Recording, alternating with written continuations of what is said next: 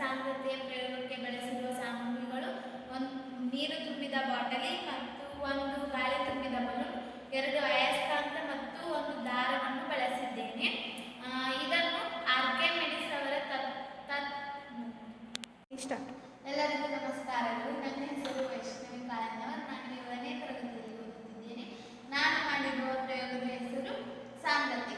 ನಾನು ಬಳಸಿರುವ ವಸ್ತುಗಳು ನೀರು ತುಂಬಿದ ಬಾಟಲಿ ಮತ್ತು ಒಂದು ಬಲೂನ್, ಅಯಸ್ಕಾಂತ ಮತ್ತು ಒಂದು ದಾರ.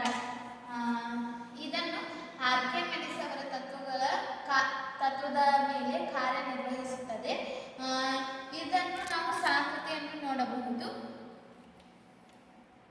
ಈ ಬಾಟಲಿಯಲ್ಲಿ ಈ ಬಲೂನ್ ಅನ್ನು ಹಾಕಿ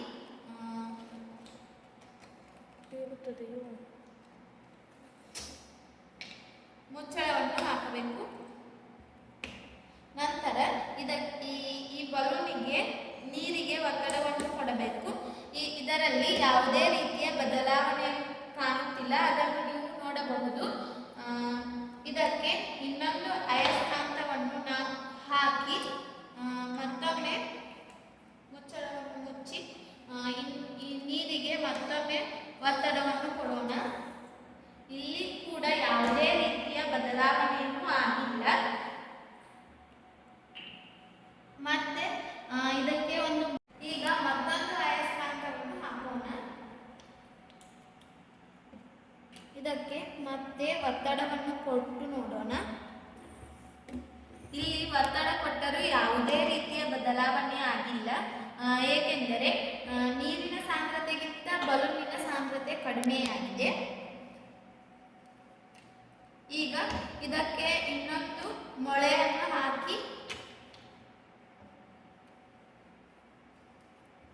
ಇದಕ್ಕೆ ಈಗ ಇನ್ನಷ್ಟು ಅಯಸ್ಕಾಂತಗಳನ್ನು ಹಾಕಿ ನೋಡೋಣ.